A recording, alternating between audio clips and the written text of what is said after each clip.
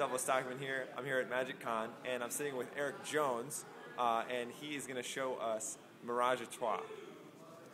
Hey guys, my name is Eric Jones. I'd like to show you something from my first DVD. It's the second phase of Mirage à Trois. It's called The Spectator's Visible Coins Across. Looks something like this. Money, as we all know, is legal tender. It's made to change hands from your bill collectors, from your hands to your bill collectors, from your bill collectors to the bank, and eventually, those dollars and cents, that paper money and those coins, they can find their way back to you. I like to illustrate that point using these three coins. Here's the idea. One at a time, you'll actually see the three coins as they pass from the fingertips of this hand to the fingertips of this hand, hopefully, without you seeing it go across. Now that's the first one. We'll get rid of it. I'll place it here on the knee.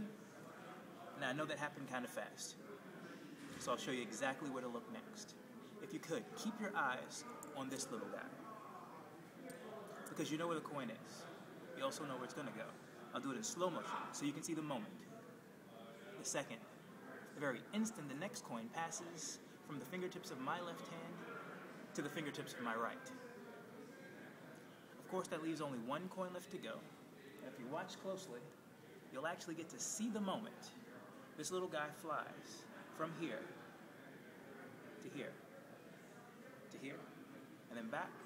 And that's a trick with 1, 2, 3 coins, and I thank you for your kind attention.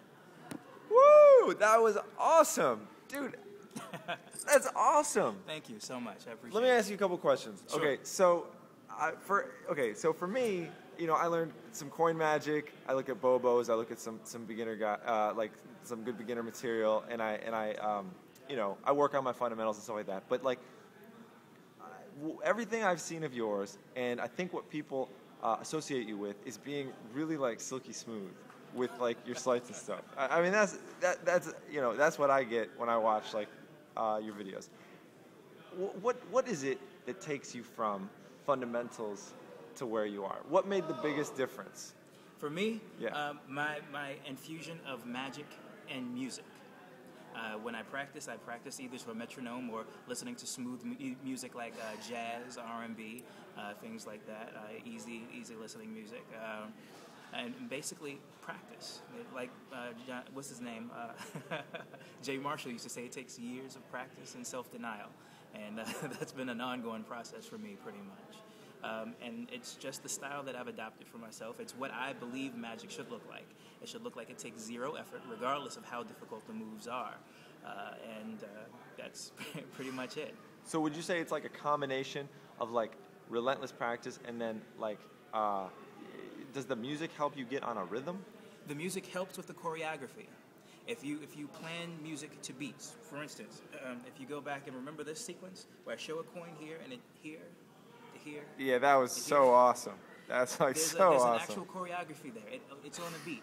Uh-huh. You can actually feel the music as you're listening to it. So it's that kind of thing. And I just practice until I get a beat that feels right, and then I time the trick. And you'll notice with just about everything that I do, everything has an internal rhythm.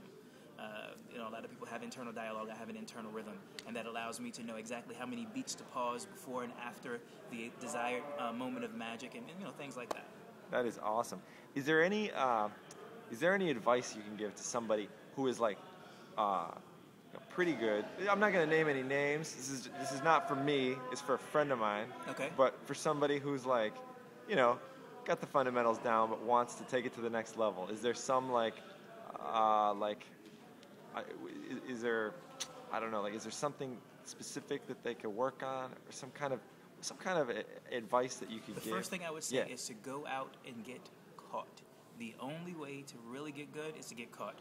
Spectators, whether they be laymen or other magicians, they can be brutally honest. For me, one of the things that was really helpful to me is when I got caught, I would go back and try to figure out why I got caught. I would analyze whether it be footage or just remembering what took place during that performance. If I was flashing a coin, and they could tell that the coin, when I was holding the coin in classic palm, they could see it between the thumb and the index finger. I would know how to adjust the hand, you know, things like that.